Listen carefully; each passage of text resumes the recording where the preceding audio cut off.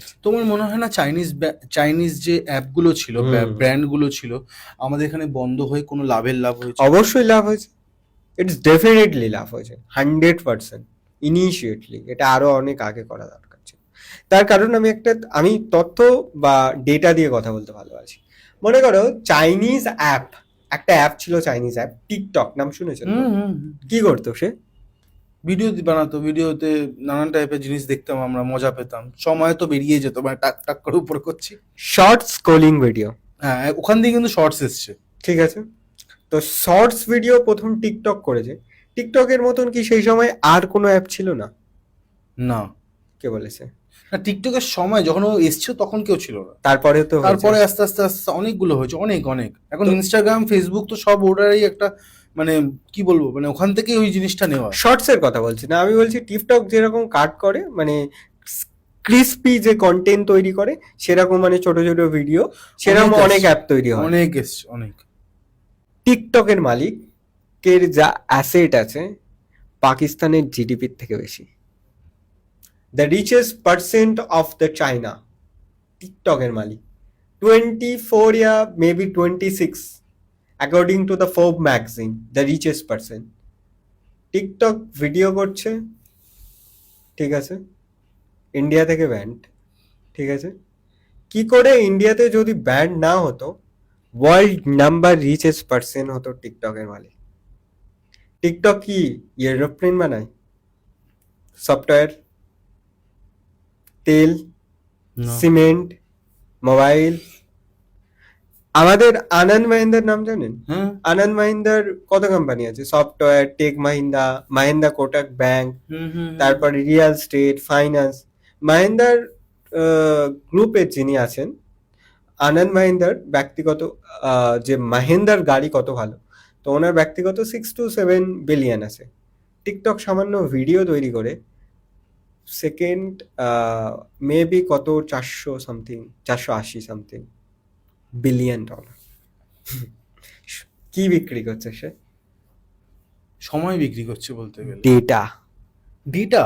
Your data is more valuable than you. কাকে বিক্রি করছে? যাকে পারছে তাকে বিক্রি করছে।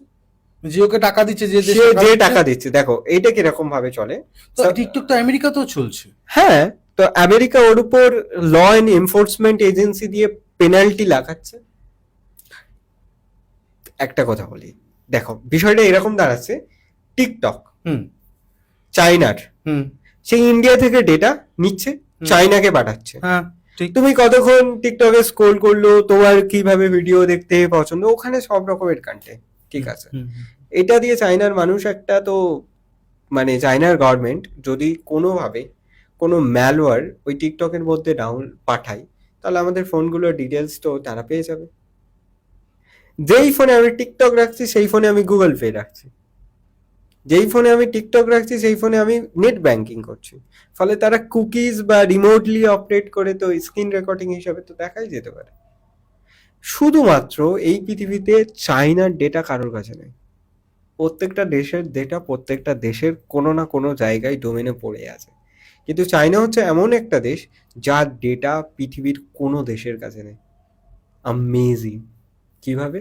কারণ না চাইনাতে ফেসবুক চলে, না চাইনাতে গুগল চলে, না চাইনাতে হোয়াটসঅ্যাপ চলে। ওরা নিজেদের সোশ্যাল মানে নিজেদের একটা নেট ইকোসিস্টেম তৈরি করেছে। উইচ্যাট চলে, ওদের নিজেদের অ্যাপ চলে ইনস্টাগ্রামের মতো।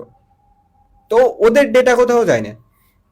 মনে করো পৃথিবীর মধ্যে টপ টপ পৃথিবীর মধ্যে যে টপ টেক, মানে পৃথিবী যারা এখন বিলিয়নিয়ার, সব টেক বিলিয়নিয়ার। তো টেক বিলিয়নিয়ার কারা আছে? ফেসবুক আছে, ইনস্টাগ্রাম, ফেসবুক, হোয়াটসঅ্যাপের মালিক একজন মেটা, ইলন মাস্ক। গুগল আছে, মাইক্রোসফট আছে, না মার্ক জুকারবার্গ, মার্ক জুকারবার্গ। তারা বিক্রি করে এটা কি? ফেসবুক কি কোনো রকেট তৈরি করে না, কোনো কিছু তৈরি করে না। আমরা মানলাম অ্যামাজন প্রোডাক্ট বিক্রি করে, তাদের নিজের প্রোডাক্ট আছে, তাদের নিজের একটা ইকোসিস্টেম আছে, কিন্তু ফেসবুক করে এটা কি? ফেসবুকের আয়ের উৎসটা কি? বিজ্ঞাপন।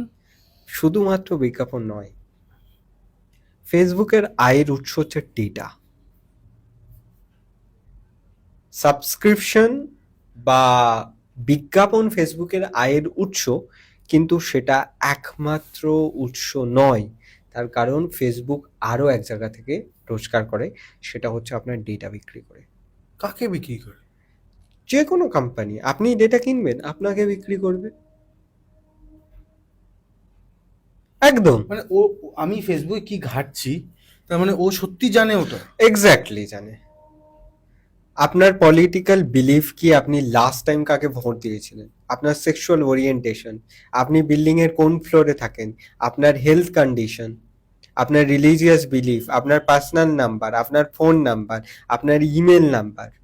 ফেসবুক আপনার থেকে 63 পারমিশন নেয়, আপনার ভয়েস, আপনার মেল। আপনি আপনার সম্বন্ধে যতটা না জানেন তার থেকে বেশি ফেসবুক জানে। বিশ্বাস হচ্ছে না?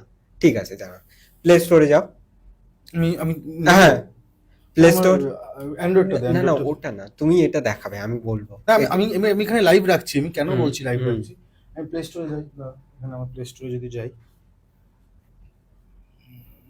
প্লে স্টোর, হ্যাঁ প্লে স্টোর, ফেসবুক বা ইনস্টাগ্রাম। ফেসবুকেই যাচ্ছি। ফেসবুক, প্লে স্টোর থেকে ফেসবুক। হ্যাঁ এই তো হ্যাঁ, ওকে ওকে, ফেসবুক। ফেসবুক। নিচের দিকে যাও, সি মোর বলে একটা অপশন আসবে, পেলে? মানে এর ভেতরে ঢুকবো? হ্যাঁ, ফেসবুক। হ্যাঁ দেখো। ফার্স্ট অফ অল ফেসবুকে এটা গেলাম, যাওয়ার পরে আমরা গেলাম হচ্ছে সি মোরে, রাইট রিভিউ। ও না, ওপেন করলে তো হবে না।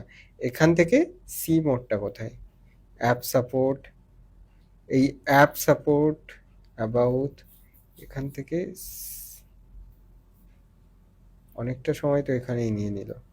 এখান থেকে সি মোড়ে যেতে হবে, আসছে না এখান থেকে। ওপেন ওপেন,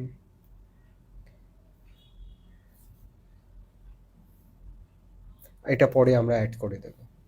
এখান থেকে যাবে, সি মোর যাবেন, গিয়ে ওখানে দেখবেন আপনার যত ডিটেলস ফেসবুক নিচ্ছে ওটা বোঝা যায়। শুধু ফেসবুকের ক্ষেত্রে নয়, আপনি যে কোনো অ্যাপের ক্ষেত্রে ওখানে যাবেন, সি মোরে ক্লিক করবেন, আপনি কি কি পারমিশন ফেসবুক, ইনস্টাগ্রাম, হোয়াটসঅ্যাপকে দিয়ে রেখেছেন সেটা দেখা যাবে।